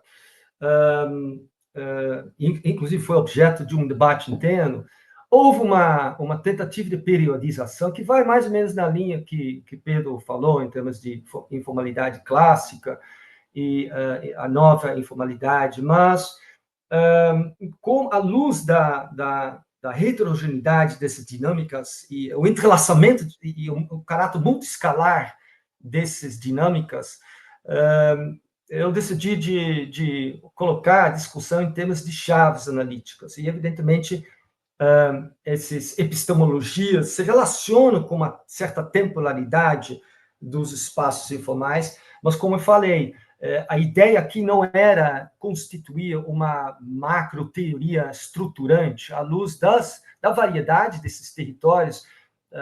O objetivo foi mais modesto, Pedro, foi no sentido de criar uma teoria intermediária, flexível, ajustável à luz dessas dinâmicas empíricas que são para todos nós, de certa forma, ainda são dinâmicas bastante complexas e mostram uma certa variedade, né? Nesse tema, por exemplo, da complexidade e variedade, você mencionou, e a Raquel também, a importância do aluguel. Inegável, ninguém discute que, de fato, o papel do aluguel é importante. Ao mesmo tempo, né, as nossas pesquisas empíricas na favela de Heliópolis mostram que tem muita venda, né? Portanto, existe um aluguel, mas existe, na realidade, simultaneamente um segmento muito importante de compra e venda, né? Inclusive, nós tentamos, numa próxima fase, inclusive, de detectar o padrão de financiamento dessas operações de compra e venda que estão acontecendo, com preços praticados extremamente altos, né? Inclusive, esse é um ponto de interrogação de, ao invés de estudar financiarização ex ante, né, muito importante entender o padrão de financiamento dessas operações de compra e venda que estão acontecendo ao longo também, simultaneamente, com as operações do aluguel. Um último ponto que foi mencionado, deixa eu ver, a questão que Raquel mencionou, né, de fato, né, o papel do Estado, a atuação do Estado. A nota foi modesta. Na realidade, a nota foi modesta no sentido de essas contradições, né? O Estado, na realidade, não é um bloquinho, né, como um bloquinho em cima da sociedade, mas o Estado é uma relação social e, portanto, o Estado tem uma atuação extremamente contraditória, né? Reprime, remove, tem, de fato, uma série de processos clientelistas e também algumas das dimensões que a Raquel mencionou, mas, ao mesmo tempo, isso foi a ênfase, também uma das ênfases da nota, porque isso está quase não mencionado nessas duas epistemologias do século XX, né, a presença do Estado por meio dos programas de urbanização de favelas que criam, portanto, produz espaço, produz novos desafios que são mencionados na nota e, portanto, mas, ao mesmo tempo, né, esses programas, eles, de certa forma, nunca parecem terminar, né? Eles não são finalizados de acordo com o cronograma e os objetivos originalmente previstos, em função das grandes contradições que ocorrem na reprodução do espaço. Então, de fato, né, tem uma análise do Estado como uma arena social contestada, contraditória, mas o ponto de entrada foi, de fato, de compreender melhor os desafios quando o Estado, ao menos, entra, portanto, com políticas, né, com investimentos na urbanização das favelas, gere, portanto, novas contradições. Essa foi, à luz de uma certa silêncio dessas epistemologias anteriores, né, esse foi o ponto de entrada, mas, sem dúvida nenhuma, o ponto está válido em torno da questão contraditória da atuação do Estado. Eu acho que esses são os principais pontos que eu queria dialogar, né, em termos de diálogo com as observações que foram feitas. Quanto tempo eu tenho? Pronto. Então vamos discutir. Enfim, o tema, a observação do Pedro sobre, talvez, assim, talvez haja um mau entendimento. Na realidade,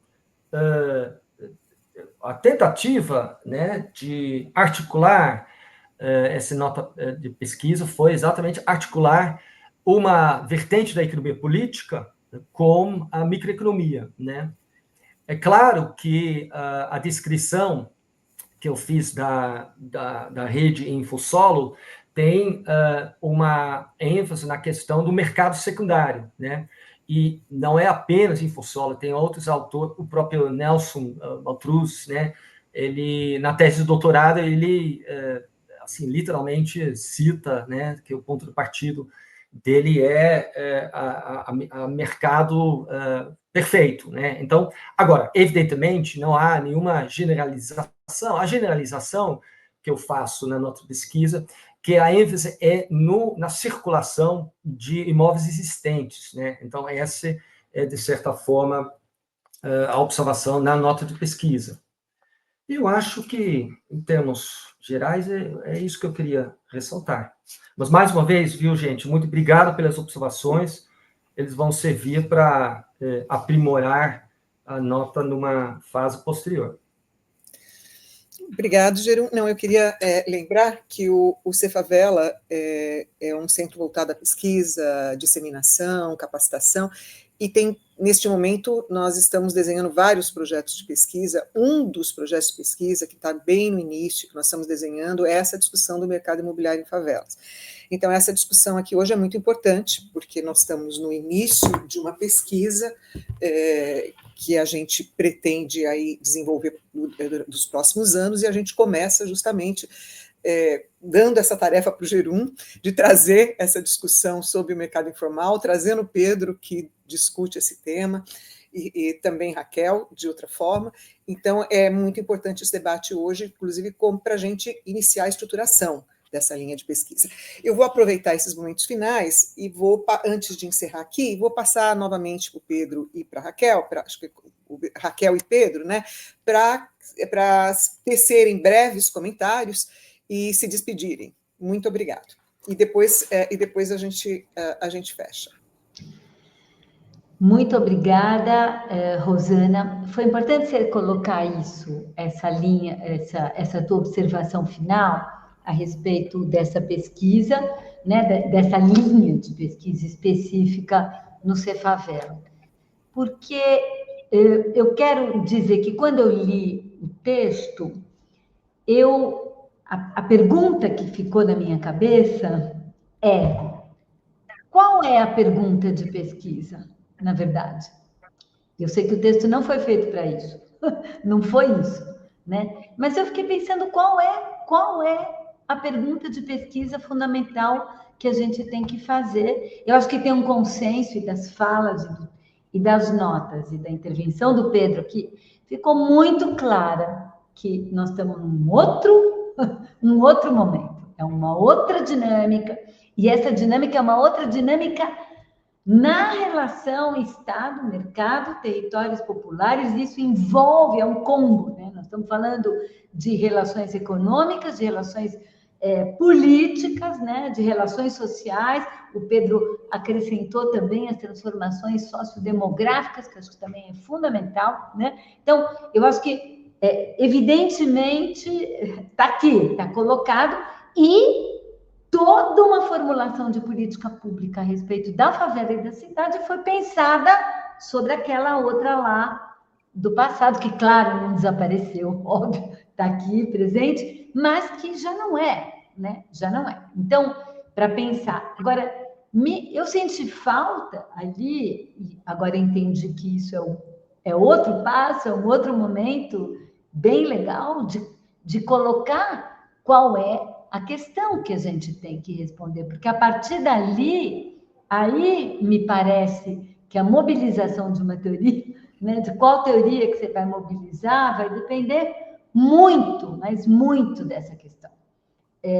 Acho que vários grupos estão se colocando, essa questão, estão se debruçando sobre o tema, com questões de pesquisa diferentes, né, a respeito da transformação desses mercados, particularmente no trabalho que nós estamos fazendo e estamos continuando, tem um interesse muito central numa relação entre os novos agenciamentos na relação com o Estado, com as políticas públicas atuais, né? Por isso, eu tive pouco tempo de colocar e reafirmo que, para além dos agentes econômicos a definir, que são vários, que são diferentes, dependendo do local, da onde que vem esse dinheiro, da onde que vem esse funding, da onde que vem a liderança disso, tarará, tem uma questão fundamental, que é o quanto setores do Estado, mediados, inclusive, pelo sistema político, são muito protagonistas desse novo momento. Muito protagonistas. Tanto no sentido e na transformação das próprias formas de obtenção e distribuição da infraestrutura dos benefícios. Por hipótese, não é casual, não é uma casualidade de que, digamos, o modo centrão de governar, né, que foi uma coisa, a meu ver, inventada a partir da prática de consolidação progressiva, dos anos de consolidação progressiva, se transforma num modo hegemônico de operar na política nesse momento. Quer dizer, o grau de avanço e de profissionalização disso me parece fundamental. Estou colocando essa questão de novo para ressaltar a importância disso para a gente poder entender quando a gente está pensando em política pública real, né? A real política que transforma e produz cidade na relação com os atores locais, com os atores privados, com os atores empresariais. Quero me despedir agradecendo aí muito essa oportunidade de poder participar dessa atividade do Cefavela. Obrigado, Raquel. Pedro, você tem a palavra. Duas coisas muito rápidas. Jerônimo, eu acho que é muito importante o que você enfatiza no teu trabalho, que é entender como as favelas estão se modificando, estão se transformando pela via do processo de mercantilização. Portanto, eu acho que esse para responder a Raquel, esse é um objeto de pesquisa, essa é uma pergunta fundamental, ou seja, como que esse processo de mercantilização do território está produzindo mudanças significativas e estruturais na favela. Não só no ambiente construído da favela, que se articula, portanto, com os programas de urbanização, etc. e tal, mas com as formas de sociabilização que passam, portanto, a estar vinculadas a essas dinâmicas de mercantilização, essas dinâmicas de empreendedorismo individual e familiar, que a Raquel sublinhou antes. Portanto, tem uma mudança de humores, de valores, muito importante que se articulam com essa mercantilização do território nas favelas e, portanto, da emergência de um mercado. Portanto, essa emergência do mercado como um elemento que vai passar a ser central na vida das favelas, central na reprodução ampliada das favelas, que vai produzir alterações na estrutura, no estoque edilício das favelas, do ambiente construído, isso é central, fundamental. E você enfatiza um elemento que é, digamos, a produção de novos imóveis, e que, de uma certa forma, quer dizer, a linha de pesquisa que eu toquei não trabalha muito. É importante isso, é importante, digamos, ter digamos, uma pesquisa, análise sobre, está ressurgindo a produção de imóveis na favela, não necessariamente autoconstruídos, fortemente vinculadas à produção por encomenda, produção mercantil simples, né? Os produtores mercantis simples são muito importantes no universo da favela, portanto, não são produtores capitalistas, são produtores mercantis simples. Alguns se articulam com a economia ilícita, outros não, movidos por uma economia empreendedora familiar, em grande medida. Por que eu trabalho basicamente com o mercado secundário? Porque é resultado empírico de pesquisa. Nas pesquisas que eu comecei a fazer para constituir bancos de dados sobre informações em 2002, a primeira pesquisa eu fiz em 2002, a comercialização correspondia a 52% das transações imobiliárias das favelas. Portanto, foram pesquisas que foram pensadas não como um estudo de caso, foram pensadas um conjunto de pesquisas representativas do universo das favelas do Rio de Janeiro. E isso é muito importante do ponto de vista metodológico e epistemológico. Não ser um estudo de caso, Heliópolis, Paraisópolis, que são casos particulares. Quer dizer, a visão de conjunto é importante. Ter essa preocupação de que uma coisa é um estudo de caso, as consequências são importantes desse estudo de caso, tirar conclusões para esse estudo de caso, mas não necessariamente um estudo de caso pode se generalizar para o Brasil, né? Portanto, quer dizer, na pesquisa de 2019, que é a última pesquisa de campo que eu fiz, quer dizer, a comercialização passa de 52% em 2002 para 18%. E dessa comercialização, compra e venda, quer dizer, imóveis novos significava muito pouco, 15%. Portanto, quer dizer, no volume de transações que ocorrem na favela, as transações com imóveis novos são muito pequenas, muito marginais. O que é importante é o crescimento explosivo, enorme crescimento do mercado informal de aluguéis. Em 2002, o mercado de aluguéis correspondia a 48% do conjunto de transações imobiliárias nas favelas do Rio de Janeiro.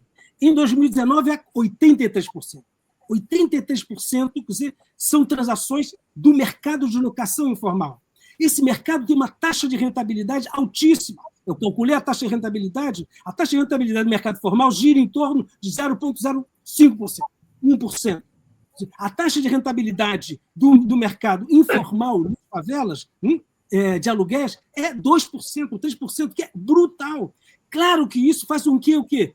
Faz com que a oferta de imóveis para aluguel cresça. É o que eu chamo de densificação mercantil. Os processos de densificação, de verticalização na favela, se distinguem entre familiar e mercantil. O que cresce hoje mais é o mercantil. O ciclo de densificação e de verticalização familiar foi um ciclo que foi se encerrando no século passado e foi sendo substituído por um processo de verticalização mercantil para responder ao aumento de demanda de aluguel informal. E esse aumento de demanda do aluguel informal está muito vinculado a um outro mercado informal dos loteamentos. Digamos, o deslocamento para as superperiferias de oferta de novos lotes clandestinos, irregulares, informais, portanto, faz com que os custos de transporte pesem cada vez mais no orçamento familiar. E isso faz com que haja um retorno à centralidade dos setores populares. Esse retorno à centralidade dos setores populares se viabiliza única e exclusivamente pelo crescimento do aluguel informal. Portanto, o aluguel informal também se articula com um outro elemento que dizia Raquel, que é as mudanças estruturais no mercado de trabalho. A precarização no mercado de trabalho faz com que a capacidade de poupança das famílias populares diminuiu. Se a capacidade de poupança das famílias populares diminui, a possibilidade de adquirir um imóvel na favela também diminui, porque os mecanismos de financiamento, ainda que existem e são novos, quer dizer, são muito precários. E as taxas de juros são maiores do que no formal. Portanto, e as condições, digamos, de reaver para quem está financiando o imóvel que está sendo financiado, muito mais brutais. Portanto, o desalojo é muito mais efetivo, muito mais curto no mundo das transações contratuais informais na favela.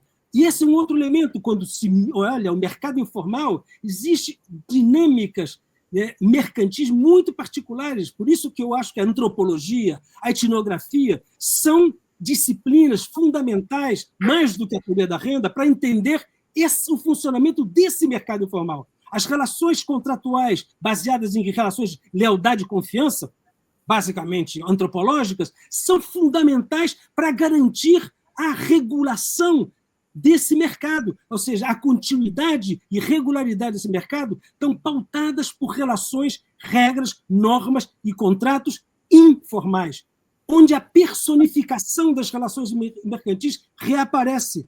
As relações mercantis no mercado formal são entre anônimos, mas no mercado informal existe um retorno da pessoa, a personificação das relações mercantis, e isso altera a dinâmica de funcionamento dos mercados e de formação de preço. Tudo isso para te dizer, Jerum, que a tua pesquisa e a pesquisa que vocês vão começar sobre os mercados nas favelas abre a possibilidade de uma nova teoria econômica sobre a favela. Eu tenho escrito sobre isso. É uma teoria econômica que não está conforme à economia micro tradicional, que não está conforme aos princípios da economia política tradicional. Se articula um conjunto de elementos novos e de estratégia de sobrevivência da vida popular que alteram a forma mesma das relações mercantis. Portanto, é um mercado que é um objeto singular novo e, portanto, exige inovação conceitual e teórica. Bom, portanto, boa pesquisa, espero que a gente possa ser interlocutor, adoraria ter o Cefavela como um espaço de conversa, de abrigo e estabelecer relações mais de pesquisa, mais institucionalizadas de pesquisa. Acho que se abre, portanto, um campo nos estudos urbanos novo, extremamente importante para redefinir o que você colocou e que a Raquel colocou. Redefinir o diagnóstico sobre a favela. porque redefinir o diagnóstico sobre a favela significa redefinir políticas públicas para uma realidade que não é mais o diagnóstico anterior das políticas públicas de hoje. As políticas públicas de hoje estão defasadas no seu diagnóstico. Portanto, reatualizar esse diagnóstico é fundamental. E, para isso, é necessário pesquisas, para isso é necessário reinventar teorias. Bom, obrigado, Jerum, e parabéns pelo trabalho. Obrigado, Pedro.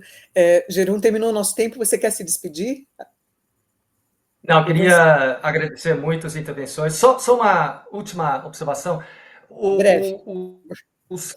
O caso de Heliópolis, viu, Pedro, não foi um estudo de caso, é uma ilustração de um embrião de uma heurística, e de fato. Inclusive, eu acho que eu agradeço muito as intervenções, eu acho que vai ser um ponto importante para continuar o diálogo com vocês.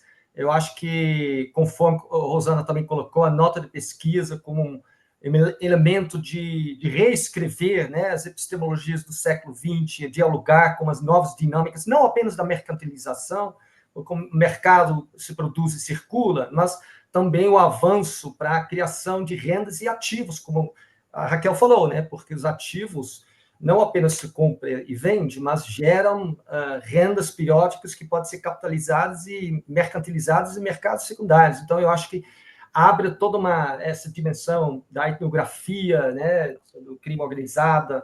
De fato, nós precisamos ampliar as abordagens econômicas mais tradicionais. Mas muito obrigado, gente, foi ótimo. Rosana? Sim, eu queria aqui encerrar, enfim, é bom dizer que sim, estamos buscando parcerias e queremos muita contribuição de vocês.